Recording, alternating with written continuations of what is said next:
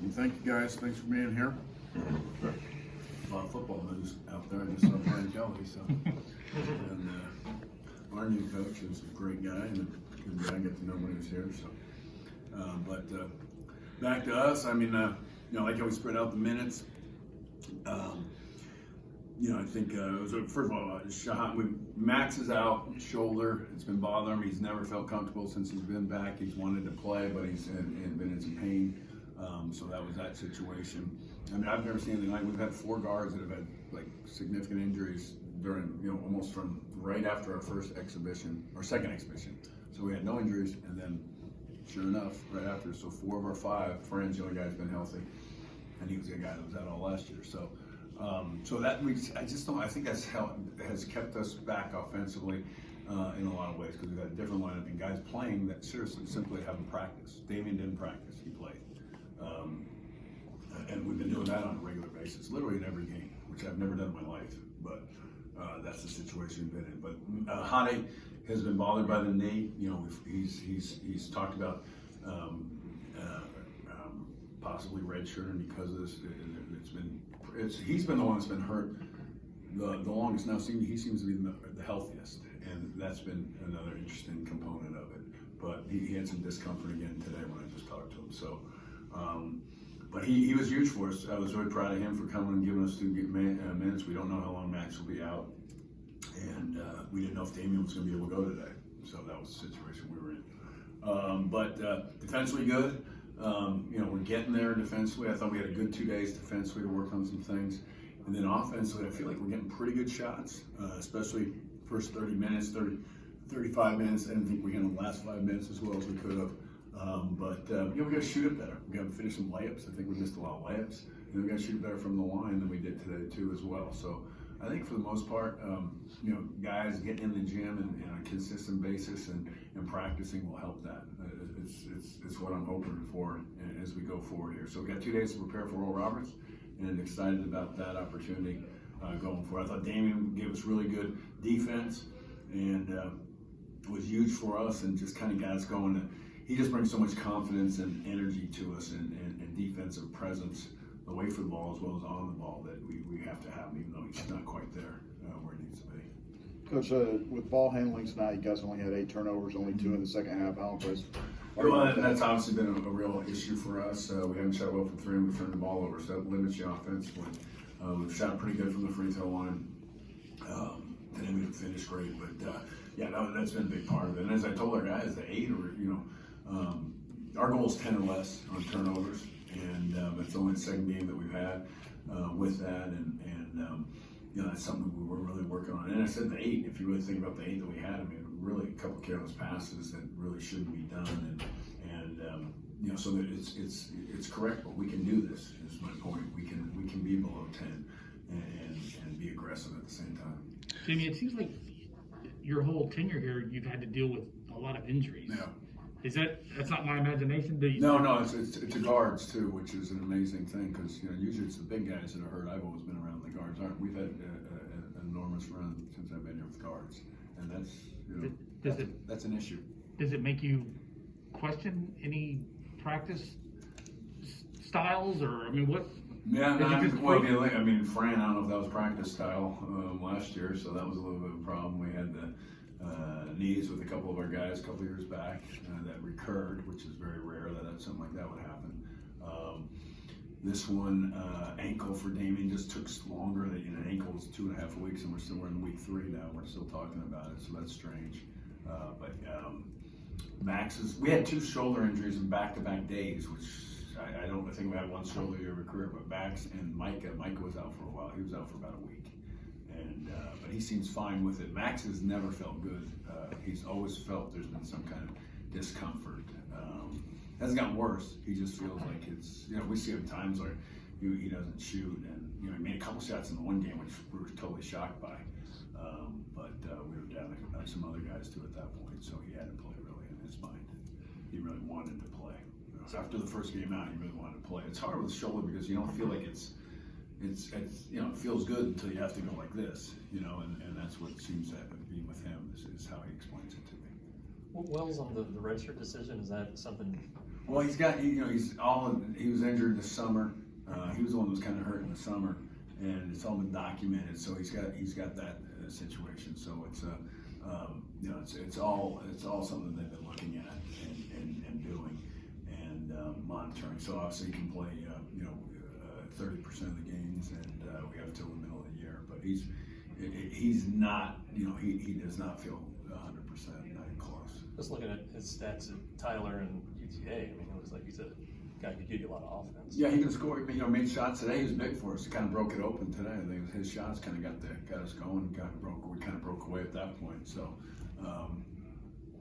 he can shoot. There's no question. But in general, this league, pretty much everybody comes in with pretty good stats from somewhere. Jimmy, how cool is it that the Peay brothers got to play too? Yeah, and that was a first too. I guess they have doing it a while, but I said it in the scouting report when we were reading through his brother, and I said we have, when we do scouting report, we read the players read. I call on the guys to read the scouting report for each individual guy, different guys. So I didn't call on Micah to read his brother's scouting report, but it crossed my mind. I don't think I've ever had a play against a brother on the other team. It's just random. I think if I remember correctly, this game was scheduled last year, and then we moved it because of COVID, if I have that correct. So a lot of our games this year were really games that were canceled from last year, and we moved them to this year. Is only on those games. Second game with 50-plus rebounds so far this year. You've talked a little bit about how important that is for this team. How do you get to a level where that's consistently happening? Well, we've been rebounding pretty good. There's really only been one game, I guess, that we did, and that's something that we have to be. We have to be great at offensive rebounding. Getting 22, our goal is to get 40% of our misses, which is an astronomical number. I mean, that would lead the country. So we got that tonight. So our offensive rebound numbers are off the charts in the efficiency. So, but it's what we're built for, and it's what we're going to emphasize. My teams have always been good offensive rebounds until the last couple of years. But we've got more guys. We're bigger. We're more athletic, and I think we're taking good shots. Offensive rebounding. I always point to good offense leads offensive rebounding, which is not. You can look at our numbers. The 3-point shooting is not good enough to. Is allowing for some of these offensive rebounds as well. Yeah. If you take good shots, you got a better chance of offensive rebound. You got balanced floor, you get guys going as the shots, the passes being made, as the shots being taken, you're already going. And that's where the good offense leads to good offensive rebounding. With Eddie's first double-double of his career, he is a vocal leader for you guys. He's really bringing a lot of, the guys talked about his energy tonight. From your chair, what do you see coming out of him, even as just a second-year player with his leadership? Well, you want to develop players, and you still want to do that. And obviously, where he was last year and where he is now is, I don't know if any player got affected more by COVID than him, other than Fran in the country. he put on I think 20 pounds in lockdown for 2 months. It's just he's worked, he's played, and he still has a lot of things that he can do better, but he's got a knack, he's got a soft touch, and he knows where the ball's going to be, and those are the things with obvious size, soft hands. So I think he can really get better at a lot of things. I really do. His footwork can get better.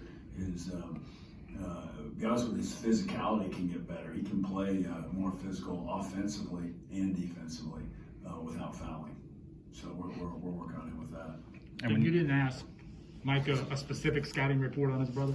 No, we didn't do that. I mean, it was the family was. I'm sure you saw the family had shirts on, and it was good. It was good to get Mike and try to get Micah going. I mean, Mike is doing a lot of things really well. I mean, I look at him; he's 8 rebounds, 1 assist. Those are good things for us, and he's just he's really he's concerned about scoring, and as all guys are, and I think it'll come. He had some time off with the shoulder, and I think he kind of took a step back with that. But his effort's good. He's rebounding well. He's playing really good defense. So he's doing some good things. But yeah, it was unique, and that was the whole family was behind us though, so we saw that. You mentioned right when you sat down that you were looking at some college football coaching news Yeah. when you got here. It feels like it's been a really hectic cycle at the football level, but for college basketball even, do you feel like there's a shift happening in the way that coaches move from school to school? Well, you have to remember, I was at Pitt. We had 8 head football coaches while I was the head basketball coach. So no one's seen more than me. So this is another day at the park. Coach, getting ready for Oral Roberts. What have you seen from the prolific scorer, Max Evans?